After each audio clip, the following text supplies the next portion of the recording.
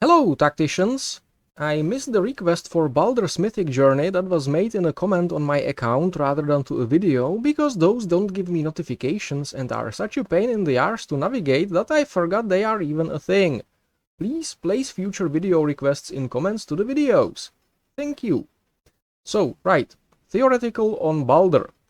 Mission 1. Defeat 20 battle-fatigable enemies with Baldr in one battle.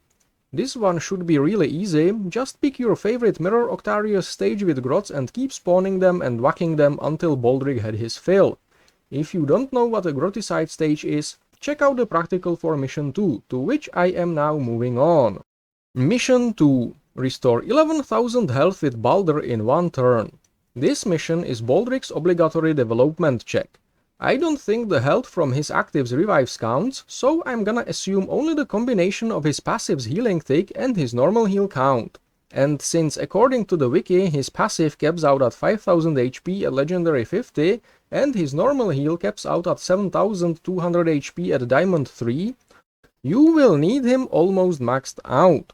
The mission will need a little setup, because it requires having one very damaged hero on the side, while pre-healing another hero, who will be left missing the 5000 HP Baldric's passive heals on the next turn, when Baldric will normal heal the hero on the side. Or you can simply have a Diamond 3 Blue Star Baldric buffed by a level 50 legendary Calgar's passive, for a total Baldric's damage stat of just under 3700, which multiplied by his 3 hits is just under 11,100, and as such should be enough to complete this mission on its own. You just need another organic hero with more than 11,000 HP to bring to low health in an early campaign stage with low and reliable damage output. Let's have a practical look. The second mission of Baldr's Mythic journey is for him to heal 11,000 HP in one turn, and I think that can be sorta cheesed in a stage like here, the Elite Mirror Octarius 7, and I'm gonna show you how, at least theoretically. So I'm bringing Trajan at 11,000 HP, Carian also at 11,000, and Dante at 10,500. Other than that, obviously Baldr, and mine is nowhere near being maxed, so this is very theoretical, and Vitruvius. Why Vitruvius? Well, don't worry, you will find out. So I'm gonna start as usual by setting up somewhat defensively there, and I'm gonna kill the ranged enemies with Dante to better control the damage my heroes take. So bear with me, this is gonna take a while.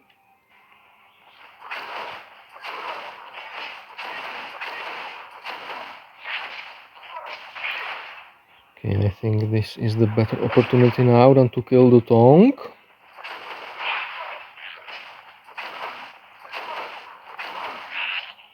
Okay, now I'm gonna kill the Tonk.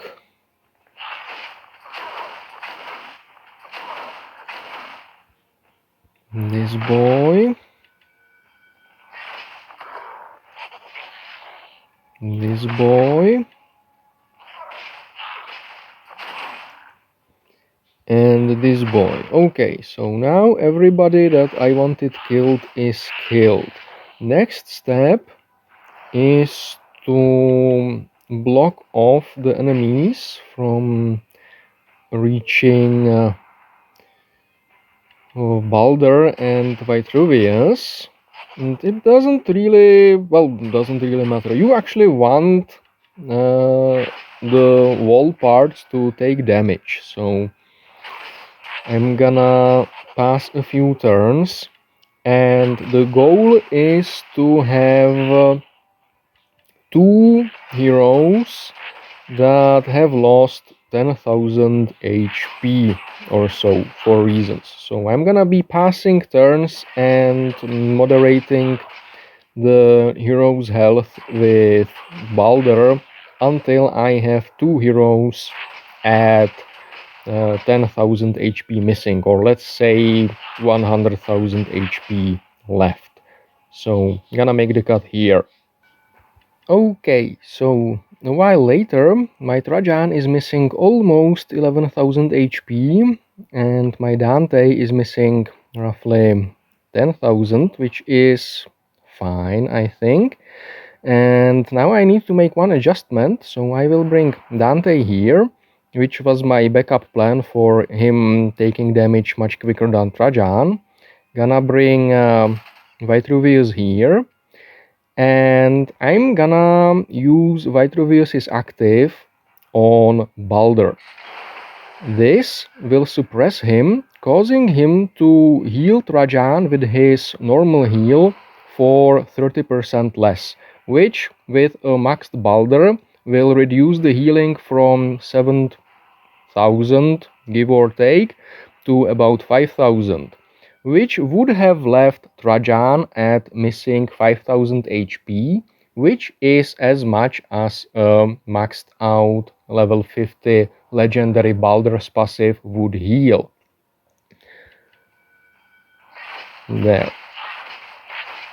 Okay, so now Trajan would have healed for 5,000 HP, give or take, something like 4,900 whatever, and Baldr is unsuppressed and would heal for 7,200 something, not that, on Dante. So 5,000 plus 7,000 is 12,000 damage healed, and with that the mission should finally be done. It can be cheesed even harder if you have a level 50 passive legendary Calgar, because if I did the maths right, Calgar's damage bonus plus a maxed out Baldr times 3 hits should be something like 11,100. So in theory, Baldr can, with Calgar's help, heal enough with just his normal heal, assuming you have a hero who has 11,000 HP. And that is how you can easily, if time-consumingly, complete Baldr's second mission. Moving on. Mission 3. Defeat 50 enemies with Baldr while he is under the effect of his active ability. May whoever came up with the target count for this mission die of testicular gangrene! Basically, only the attacks Baldric makes in his and the enemy turn after using his active progress the mission, so at the first glance you might think you'd need 50 fights to complete it, but battle fatigues should count, so if you first let Baldric get surrounded by 2 layers of grots, you can maybe progress a little faster, and you can get extra points for style if you can trigger his final vengeance as well. The third mission of Baldr's Mythic journey requires him to defeat 50 enemies while he is under the effect of his active, and I think that's actually very well progressable here in Elite Mirror Octarius 7 as well, just with a slightly different team. So I'm gonna set up like this,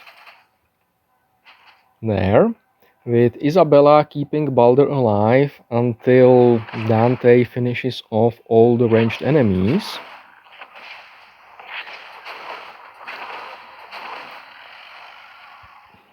There, very nice, that's a lot of boys in one go thanks to battle fatigue. And yes, battle fatigue is gonna be useful here.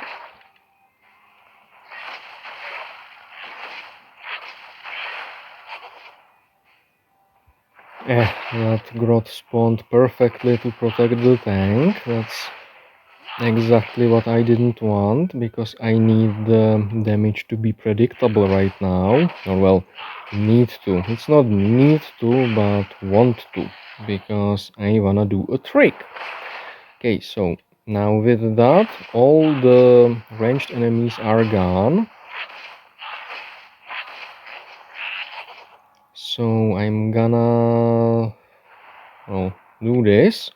And now the plan is to get Baldr surrounded by 2 rows of grots.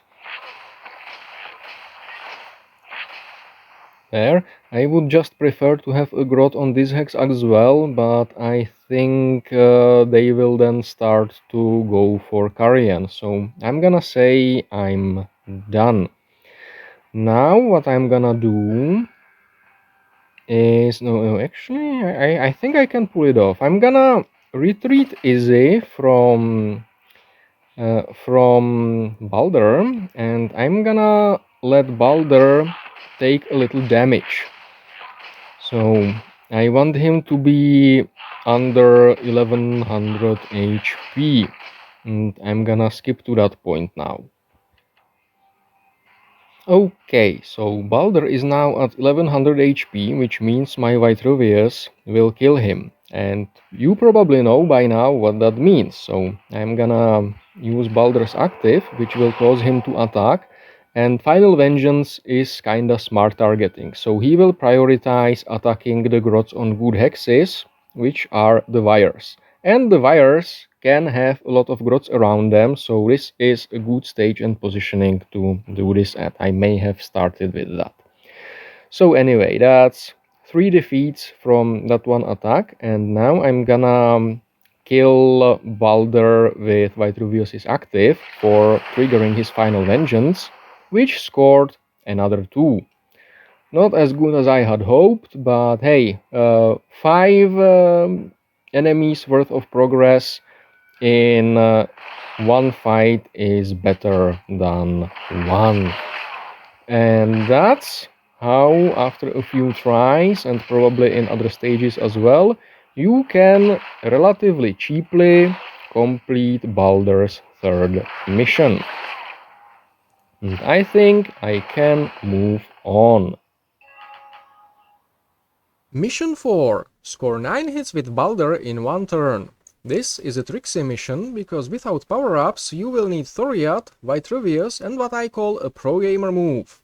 Go to Indomitus, set up Baldric in range of Thoread so that he has 2 Scarab Swarms adjacent to him, debuff one with Vitruvius, and let them bring Baldric to low enough HP that Vitruvius' active kills, but doesn't overkill him, to trigger his Final Vengeance. Removing his shield may help make that more reliable. However, before you kill him, attack the Vitruvius debuffed swarm with him to make sure this one gets attacked.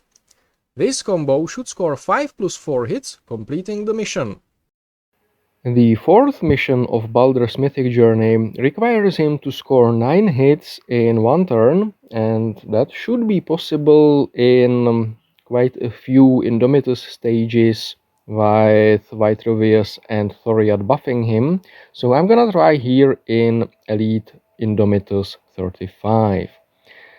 I'm gonna position like this, and I have to hope that my Thoread, being silver 1 and as such weaker than my silver 3 Baldr, isn't gonna be a problem. Now, step 1 is to put Vitruvius' debuff on a Scarab Swarm. Step 2 will be bringing Baldr to low enough HP that Vitruvius kills him with his active but doesn't overkill him, which for me is 1100. There, that should be just about enough. So now Baldr's normal attack on the Vitruvius debuffed Scarabs will deal 5 hits, because his normal attack is 3 hits plus 1 from Thoread plus 1 from Vitruvius, which is done now. And Vitruvius' active should trigger Final Vengeance from Baldr, which should score 4 hits for a total of 9. And with that, I think the mission is complete. I will just have a bit of a problem clearing the mission if the Scarabs decide to multiply, because, well, I now only have like 3 hits a turn. Luckily, the Scarabs decided not to, so Thoread could finish them off, and now I just need to clear the stage with my massive Vitruvius, which should be doable, even if it's gonna take a while because Scarabs. And yes, I'm gonna force you to watch the whole thing, Although, at least I'm gonna put the whole thing on record. I don't think I can actually force you to watch it, because you can always skip to the next timestamp. But hey, while you're here and you made it this far, you may as well make it all the way to the end, right? At this point, it's just gonna be 5 more turns.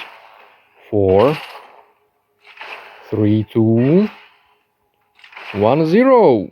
Well done, me. And that's how you should be able to complete Baldr's 4th mission reliably. Moving on. Mission 5. Deal 100,000 damage with Baldr. As usual, the last step of the journey is best done in a stage with infinite enemies, so pick your favorite grotticide and just have at them for a while. Very such, so wow. If you don't know what a grotticide stage is, check out the practical for mission 2, because I'm now moving to the conclusion/outro. And that's how I will go about Baldr's Mythic journey eventually. Actually, probably even sooner rather than later, seeing how he might be useful against the Lion, being able to heal 2 different units every turn. I'm just not completely sure about his relic, because while that gives him extra attacks, it also puts ice under the target, and that may complicate getting around just like Mephiston's Vitruvius does. Not to mention the Lion actually can crit, so standing on ice hexes against him is probably not the smartest idea. But that's a problem for a later me. For now, we're done here, and I hope this video helped you, and if not, maybe that the next one will. Thanks for watching it regardless. Taurin, out.